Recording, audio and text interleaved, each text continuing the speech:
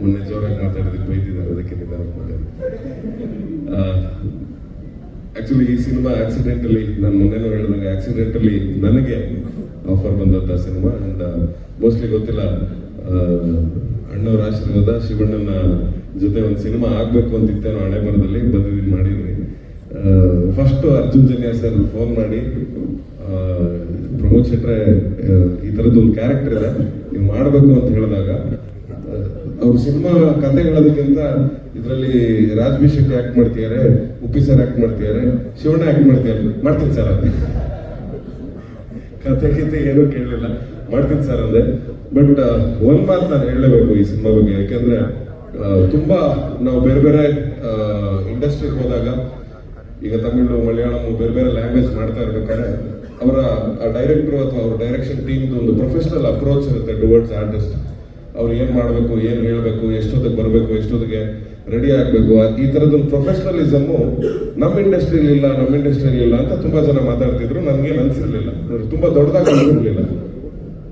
ಇತ್ತೀಚೆಗೆ ಬರ್ತಿರೋ ಎಲ್ಲಾ ಟೀಮ್ಗಳು ಕೂಡ ಅಷ್ಟೇ ಪ್ರಿಪೇರ್ ಆಗಿ ಬರ್ತಿದ್ದಾರೆ. ಬಟ್ ಈ ಅರ್ಜುನ್ ಸರ್ದು ಒಂದ್ ಹೆಜ್ಜೆ ಮುಂದೆ ಇದ್ರು. ಅವರು ಅಷ್ಟನ್ನು ಆನಿಮೇಷನ್ ಮಾಡಿಕೊಂಡು ನಮ್ಮ ಕ್ಯಾರೆಕ್ಟರ್ ಹೆಂಗ್ ಬಿಹೇವ್ ಮಾಡುತ್ತೆ, ಹೆಂಗ್ ಮಾತಾಡುತ್ತೆ, ಅಂದ್ರೆ ಎಲ್ಲಿಗೆ ಓಡಾಡುತ್ತೆ, ಏನ್ ಶಾರ್ಟ್ಸ್ ಇರ್ತಾರೆ ಸತ್ಯ ಸರ್ ಅಂತ, ಅವರಿಬ್ರು ಮುಂಚೆನೆ ಕೂತದ ಅಷ್ಟನ್ನು ಆನಿಮೇಷನ್ ಮಾಡಿಕೊಂಡು ತಗೊಂಬಂದು ಪ್ರೆಸೆಂಟ್ ಮಾಡಿದ್ದು. ಗಾಬರಿ ಆಗೋದೆ ನಾನು, ಸರ್ ಇದು ಮುಂಚೆನೆ ಮಾಡಿಟ್ಕೊಂಡಿದ್ರೆ ಫುಲ್ ಸಿನಿಮಾ ಇದೆ ಪ್ರಮೋದ್ ಅಂದ್ರು. I was literally shocked. ಅಂದ್ರೆ ಈ ತರದ ಪ್ರೊಫೆಷನಲಿಸಮ್ ಅನ್ನ ಇಟ್ಕೊಂಡು ಬಂದಾಗ ಸಿನಿಮಾನ ರಮೇಶ್ ಸರ್ ಖರ್ಚು ಮಾಡಿದ್ದಕ್ಕೆ ಯಾವುದೇ ಅನ್ಯಾಯ ಇಲ್ಲ ಅಂತ ಹೇಳ್ತೀನಿ. ಅದ್ರ 10% ಸರ್, ನೀವೇನೋ 3% ಜಾಸ್ತಿ ಆಯ್ತು ಅಂದ್ರೆ ಬಡ್ಜೆಟ್ 100% ವಾಪಸ್ ಬರ್ಲಿ ಸರ್. ಯಾಕಂದ್ರೆ ಆ ಪ್ರೊಫೆಷನಲಿಸಮ್ಗೆ ನಾವು ಕೊಡ್ಬೇಕಾದಂತ ಒಂದು ರೆಸ್ಪೆಕ್ಟ್ ಅದು. ಸಿನಿಮಾ ಅನ್ನೋದು ಯಾವತ್ತೂ ಪ್ಯಾಷನ್ ಆಗಿರುತ್ತೆ, ಒಬ್ಬನ ಕನಸಾಗಿರುತ್ತೆ. ಆ ಒಬ್ಬನ ಕನಸಿಗೆ ಸುಮಾರು ಜನ ಜೊತೆ ಆಗ್ತಾರೆ. ಅವ್ರು ಹೇಳ್ದಂಗೆ 3 ವರ್ಷದಿಂದ ಹಗಲು ರಾತ್ರಿ ಕಷ್ಟಪಟ್ಟು ನಿದ್ದೆ ಬಿಟ್ಟು ಕೆಲಸ ಮಾಡಿದಾಗ ಇವತ್ತು ಚೆನ್ನೈಯಲ್ಲಿ ಇದ್ದಾರೆ. ನಾವೆಲ್ಲ ಇಲ್ಲಿ ಕೂತ್ಕೊಂಡು ನಿಂತ್ಕೊಂಡು ಮಾತಾಡ್ತಾ ಇದೀವಿ.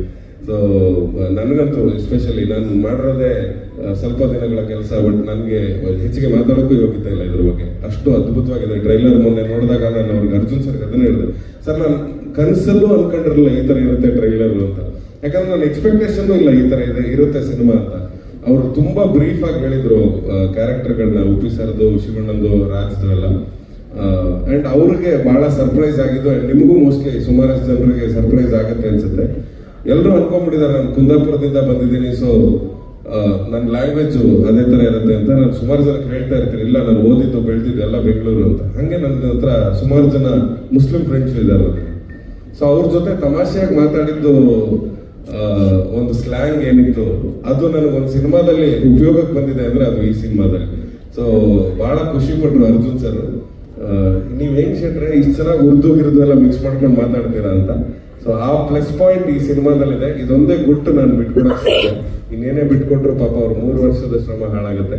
So thank you so much ನನಗೊಂದು ಆಪರ್ಚುನಿಟಿ ಕೊಟ್ಟಿದ್ದಕ್ಕೆ. ಅರ್ಜುನ್ ಸರ್ಗೆ ಥ್ಯಾಂಕ್ಸ್, ರಮೇಶ್ ಸರ್ಗೆ thanks, Shivanna thank you so much, Uppi sir it was great. And ಶಿವಣ್ಣನ ಬಗ್ಗೆ ಹೇಳ್ಬೇಕು, ಫಸ್ಟ್ ಡೇ ಅವ್ರ ಜೊತೆ ಶೂಟ್ ಅನ್ನ ಒಂದು ಬಾರಲ್ಲೆಲ್ಲ ಶೂಟ್ ಮಾಡ್ತಾ ಇದ್ವಿ, ಬಾರ್ ಸೀನ್ ಅಲ್ಲಿ. ನಾನು ಕೂತಿದ್ದೆ, ಶಿವಣ್ಣ ಬರ್ತಾರೆ ಫಸ್ಟ್ ಟೈಮ್ ಅವ್ರ ಜೊತೆ ಸ್ಕ್ರೀನ್ ಶೇರ್ ಮಾಡ್ಕೊತಾ ಇದ್ದೀನಿ, ಕಾಯ್ತಾ ಇದ್ದೆ. ಅವ್ರು ಬಂದಿದ್ದೇ ಗೊತ್ತಾಗಿಲ್ಲ, ಕುಣ್ಕೊಂಡು ಡ್ಯಾನ್ಸ್ ಮಾಡ್ಕೊಂಡು ಈ ಹುಡುಗರ ಹತ್ರ ಹಿಂಗೆ ಅನ್ಕೊಂಡ್ ಬಂದ್ಬಿಟ್ರು. ನಾನು ಶಿವಣ್ಣ ಬಂದ್ಬಿಟ್ರ ಶಿಸ್ತಾಗಿ ಕೂತ್ರೆ, ಹಾಯ್ ನೀವಿದ್ರೆ ಇವತ್ತು ಅಂದ್ರು. ಹುಷಾರ್ ಅಂದ್ರೆ ಅವ್ರ ಎನರ್ಜಿ ಮೋಸ್ಟ್ಲಿ ಆ ಇಡೀ ಸಿನಿಮಾಗೆ ಸ್ಪ್ರೆಡ್ ಆಗುತ್ತೆ ಅನ್ಸುತ್ತೆ, ಅಥವಾ ಇಡೀ ಸೆಟ್ಗೆ ಸ್ಪ್ರೆಡ್ ಆಗುತ್ತೆ ಅವ್ರು ಬಂದಾಗ. ಸೊ ಆ ತರದ್ದು ಎನರ್ಜಿ ಇರೋ ಶಿವಣ್ಣ. ಇನ್ನೂ ಹಲವಾರು ಸಿನಿಮಾ ನಿಮ್ ಜೊತೆ ಮಾಡ್ಬೇಕು ಅಂತ ಆಸೆ ಇದೆ Shivanna. Thank you so much. And obviously ನಮ್ಮ ಬಾಸ್, ನಾವು ಯಾವಾಗಲೂ ಹೇಳ್ತಾ ಇರ್ತೀವಿ, ಅವ್ರ ಮುಂದೆ ಅವ್ರು ತೋರಿಸ್ಕೊಟ್ಟ ಹಾದಿಯಲ್ಲಿ ನಾವೆಲ್ಲರೂ ಹಿಂದ್ಗಡೆ ಬಂದಿರೋದು. ರಿಷಬ್ ಆಗಿರ್ಬೋದು, ರಕ್ಷಿತ್ ಆಗಿರ್ಬೋದು, ರಾಜ್ ಆಗಿರ್ಬೋದು, ಈಗ ನಾನಾಗಿರ್ಬೋದು, ಉಪ್ಪಿ ಸರ್ ಹಾಕೊಟ್ರ ಹಾದಿಯಲ್ಲೇ ಬರ್ತಾ ಇರೋದು. ಅವ್ರ ಡೈರೆಕ್ಷನ್ ಇಂದ ಸಿನಿಮಾಗಳು, ಅವ್ರು ಹೇಳ್ತಾ ಇದ್ದಂತ ಡೈಲಾಗ್ಗಳನ್ನ ಕೇಳ್ಕೊಂಡು ಬಂದಂಥವ್ರು. ಸೊ ಆಬ್ವಿಯಸ್ಲಿ ಅವರು ದ್ರೋಣಾಚಾರ್ಯರಾಗೇ ಇರ್ತಾರೆ, ನಾವು ಏಕಲವ್ಯ ಆಗೇ ಇರ್ತೀವಿ ಸಾಯೋ ತನಕ. ಅದು ನಮ್ಮ ಜರ್ನಿ ಹಂಗೆ ಇರುತ್ತೆ. ಅಂಡ್ ರಾಜ್, ಈಗ ನಿನ್ ಬಗ್ಗೆ ಮಾತಾಡ್ಲೇಬೇಕು. ಮೊನ್ನೆ ಮಾತಾಡ್ಲಿಲ್ಲ ನಾನು, ಅಂದ್ರೆ ನನ್ನ ಫ್ರೆಂಡ್ ಅಲ್ಲ, ಜಾಸ್ತಿ ಯಾಕೆ ಮಾತಾಡೋದು ಅಂತ. ಆಮೇಲೆ ಮಾಧ್ಯಮದಲ್ಲಿ ನೋಡೋಕೆ ಗೊತ್ತಾಯ್ತು, ಈ ಸಿಕ್ಕಾಪಟ್ಟೆ ಬಿರ್ಕಾಗ್ಬಿಟ್ಟಿದೆಯಲ್ಲ ಇದು ಅಂತ. ಇಷ್ಟೊಂದು ಬಿರ್ಕ್ ಯಾವಾಗ ಬಂತು ಅಂತ ಸುಮಾರು ಜನ ಫೋನ್ ಮಾಡಿ ಕೇಳಿದ್ರು, ಹೌದಾ ಅಂತ. ಹೌದು, ಏನೀಗ ಅಂದೆ ನಾನು. ಅಂದ್ರೆ ನಿಮಗೆ ಯಾಕೆ ಬಿಟ್ಟಾಕಿ ಅಂತ. ನಾವು ಆರಾಮಾಗೇ ಇದೀವಿ, ನೀವು ಯಾಕೆ ಜಗಳ ಮಾಡ್ಕೊತಾ ಇದ್ದೀರಾ ಅಂತ. ಸೊ ರಾಜ್ ಆಸ್ ಯೂಶುವಲ್ ಅವನು ಬೇರೆ ಬೇರೆ ಭಾಷೆಗಳಲ್ಲಿ ಅವನ ಸಿನಿಮಾಗಳು ಬರ್ತಾ ಇದ್ದಾಗಲೇ ಎಲ್ಲರಿಗೂ ಗೊತ್ತಾಗುತ್ತೆ ಅಂದ್ರೆ ಅವನು ಎಷ್ಟು ಅದ್ಭುತ ನಟ. ನನಗೆ ಉತ್ಪ್ರೇಕ್ಷೆ ಆಗುತ್ತೆ. ನನಗೆ ಅವನ ನಟನೆಗಿಂತ ಒಂದು ಮಾರ್ಕ್ ಜಾಸ್ತಿ ನಾನು ಅವನ ಬರವಣಿಗೆ ಕೊಡ್ತೀನಿ. ನಾನು biggest fan for is writing. ತುಂಬಾ ಅದ್ಭುತವಾಗಿ ಬರೀತಾರೆ. ನಮ್ಮ ತರ ಗಂಟೆಗಟ್ಟಲೆ ತಗೊಂಡು ಬರೆಯಲ್ಲ. ಒಂದು ಪೆನ್ನು ಪೇಪರ್ ತಗೊಂಡು ಶಿವಣ್ಣ ನೀವು ಒಂದ್ಸರಿ ನೋಡ್ಬೇಕು ಅವ್ರು ಬರೆಯೋದನ್ನ. ಒಂದು ಪೆನ್ನು ಪೇಪರ್ ತಗೊಂಡು ಒಂದು ರೂಮಲ್ಲಿ ಮೂಲೆಯಲ್ಲಿ ಹಿಂಗೆ ನೆಲದ ಮೇಲೆ ಕೂತ್ಕೊಂಡು ಗೀಚ್ಬಿಡ್ತಾನೆ. ಒಂದು ಇಡೀ ಸಿನಿಮಾ ಕತೆ ಗೀಚ್ಬಿಡ್ತಾನೆ ಅಯ್ಯಪ್ಪ. ಸೊ ಆ ಥರದ್ದೊಂದು ಟ್ಯಾಲೆಂಟ್ ಅವನು.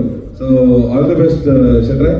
ಇನ್ನು ಹಲವಾರು ಸಿನಿಮಾಗಳು ಆಗಲಿ ಇದೇ ಥರ 100 ಕೋಟಿ 200 ಕೋಟಿ ಕಲೆಕ್ಷನ್ ಮಾಡೋಷ್ಟು. 200,000 ಆಗಲಿ, ಅದಕ್ಕೆ ಇನ್ನೊಂದು 0 ಸೇರಿಸ್ಕೊಳ್ಳೋಣ. 2,000 ಕೋಟಿ ಕಲೆಕ್ಷನ್ ಆಗೋಷ್ಟು ಆಗಲಿ. ಸೊ ಇನ್ನೂ ಹಲವಾರು ಸಿನಿಮಾ ನಿಮ್ಮ ಪ್ರೊಡಕ್ಷನ್ ಇಂದ ಬರುತ್ತೆ ಅನ್ನೋ ಆಸೆಯಿಂದ ಹೇಳ್ತಾ ಇದ್ದೀನಿ. ರೀಸೆಂಟ್ ಆಗಿ ಸೂಪ್ರಮ್ ಸೊ ಅವ್ರದ್ದು ಗೆಲ್ತು. ಸೊ ಅದ್ರ ಹಿಂದೆನೇ ಇನ್ನೊಂದು 4-5 ಸಿನಿಮಾ ಅವ್ರದ್ದು ರೆಡಿ ಆಗ್ತಾ ಇದೆ. ಅಂದ್ರೆ ಅವ್ರ ತಂಡಕ್ಕೆ ಹೊಸ ಹುಡುಗರಿಗೆ ಮಾಡ್ತಾ ಇರುವಂತಹ ಸಿನಿಮಾಗಳು. ಸೊ ಹೊಗಳಿದ್ದೀನಿ ಮಗ, ಇನ್ಯಾವ ಬೇಕು ಇಲ್ಲ. Thank you so much. Thank you.